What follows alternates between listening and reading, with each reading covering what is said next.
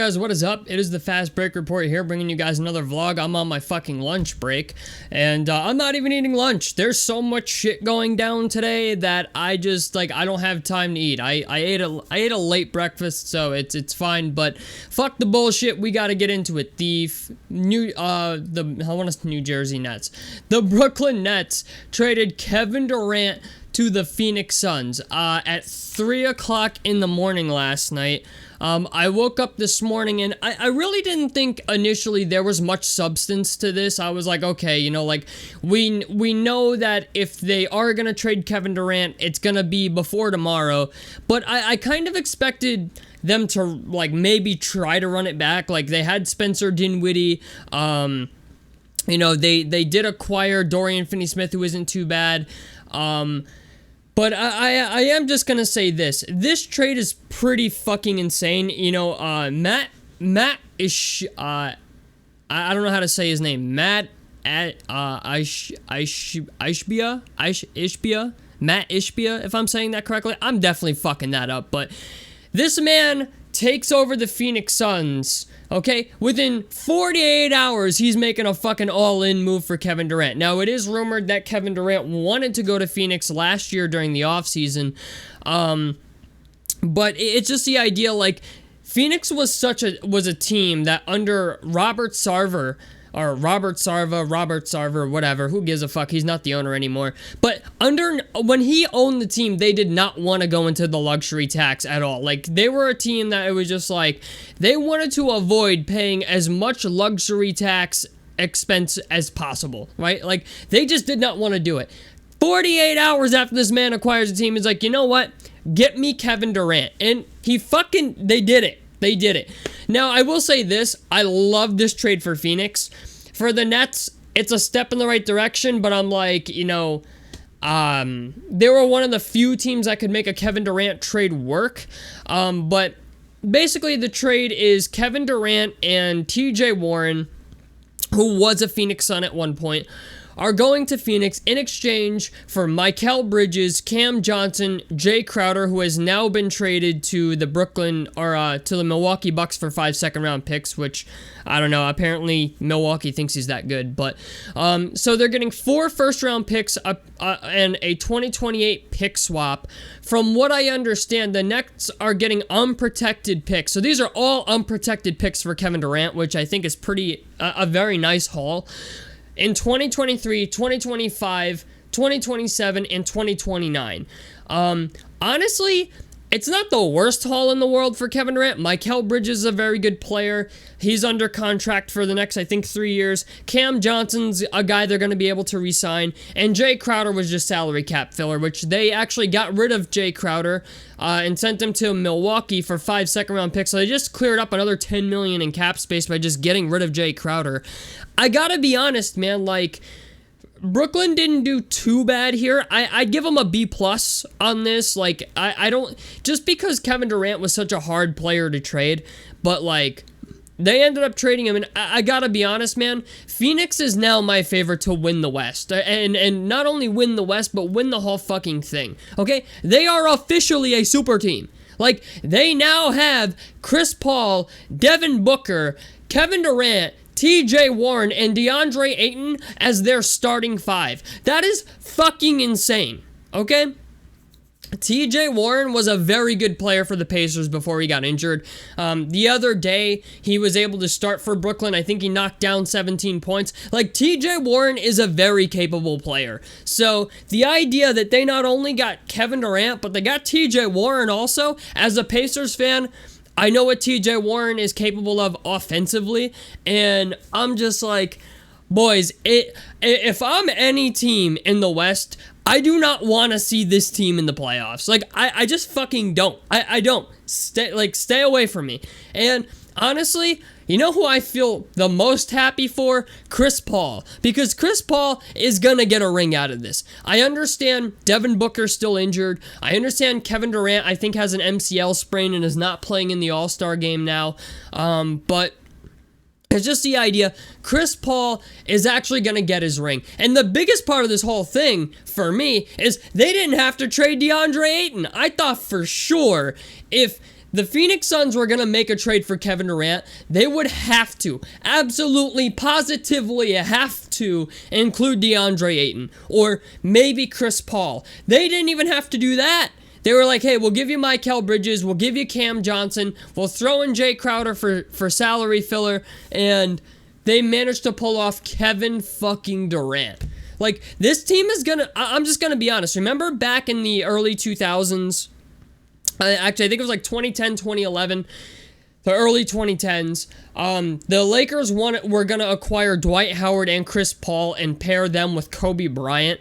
Well, they just paired Chris Paul and Devin Booker and DeAndre Ayton with Kevin Durant. This is officially a super team. Like, this might be one of the best rosters we've seen in a very long time. Now, the biggest question for this team obviously comes on the defensive side of the ball, only because they got rid of Mikal Bridges, who is a very good defender. If I'm correct, the Phoenix Suns are not exactly the epitome of defense this year.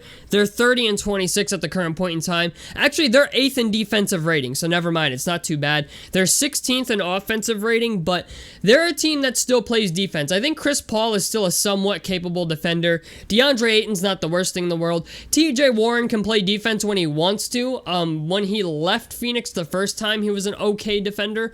So, it's just the idea, like, losing Mikal Bridges hurts, but, like, getting Kevin Durant is just, Kevin Durant is a generational talent. Like, you don't get an opportunity to get talent like that every day, and apparently Brian Windhorst is saying that, like, don't count out Kyrie Irving either, because Kyrie Irving's a possibility to go to Phoenix, which I don't think that's going to happen. I almost think, like, just keep Chris Paul, okay? Like, Chris Paul, we know, is a past first point guard. Chris Paul is going to make Kevin Durant and Devin Booker look fucking amazing, and on top of it, now that there's so much scoring power there, DeAndre Ayton has his work cut out for him. Like, DeAndre Ayton is gonna be a problem, okay? Like, DeAndre Ayton is gonna get so many open looks, he's just gonna get freebies all day down in the paint. So, I love this trade. I love it for Phoenix. They got to keep Cameron Payne. Yeah, getting rid of Cam Johnson sucks, and getting rid of Mikal Bridges sucks, but I like it. If they can maybe add a little more depth at the deadline, this definitely sends up the trade value of OG Anunoby, at least in the West, because they're going to need somebody to defend Kevin Durant now. But it's amazing to me, because, like, I really did not think Kevin Durant was going to get traded. I was like, you know what? Kyrie got traded, so I knew it was a possibility, but, like, I didn't expect it to just be, like, willy-nilly like this. Like, I expected, like, the deal was going to be so hard to work out that it just wasn't going to get completed by 3 o'clock today. And sure enough, it got completed at 3 a.m. yesterday. So, I don't know, man. I think Phoenix is the new favorite. I think that's easy to say. If their defense can hold up and still be, 8th overall, I mean, I'm not sure what they are in points per game allowed.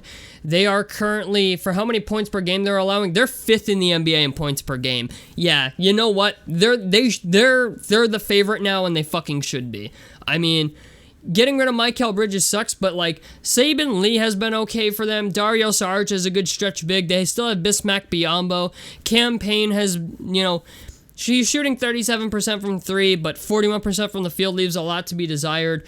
But I'm just going to call it, man. I really think that Phoenix is going to win it this year. Now that they have Kevin Durant, it could take some time to gel as well. I want to throw that out there. Like, I don't know if Kevin Durant is going to just automatically go into this situation and be a great player. Like, it's still Kevin Durant. He's going to be good. Devin Booker is going to be good. But it's still going to take a little, maybe a month for them to figure out how they want to play together. They're a team that Monty Williams is definitely going to have to figure out how he wants all this to work. It still remains yet to be seen if DeAndre Ayton is completely disgruntled or not still. If I'm DeAndre Ayton, I wouldn't be. I mean, we just got one of the best players in the fucking NBA on our team. So, yeah, if I'm DeAndre Ayton, I'm thinking I'm sitting down shutting the fuck up, being seen and not heard, because this has the potential to be like a dynasty. I don't think people understand just how good this has the ability to be. Yes, I understand Chris Paul is older, and, Kevin Durant is even not the youngest player in the world anymore. Like, Kevin Durant is still, let's see. We got to go to Brooklyn here because I haven't updated on Basketball Reference yet. But where is it? Kevin Durant. Kevin Durant is currently 34 years old. So they have at least a 2-year window with Kevin Durant still. Like, they could win this year, the year after, and the year after that and be a legitimate dynasty. And then in the final year of Chris Paul's contract, you could bring him back on maybe a 1-year deal, which is not super expensive. So if you're asking me, Kevin Durant ends his career in Phoenix, Chris Paul ends his career in Phoenix, and Devin Booker and DeAndre Ayton end up staying there as well. This team has the potential to be a dynasty. They are that fucking good. So, I don't know, man. We'll have to wait and see. I love the TJ Warren inclusion as well. I love it. I don't just like it. I love it. So, if I'm being honest, A-plus trade from Phoenix. A-plus trade. Yeah, it sucks you had to give up Mikal Bridges and Cam Johnson, but Cam Johnson's on an expiring deal anyway. And for the Brooklyn Nets, I'll give them an A-. I mean, like, it would have been nice if they could get, you know, another, like, a little something better for what is Kevin Durant.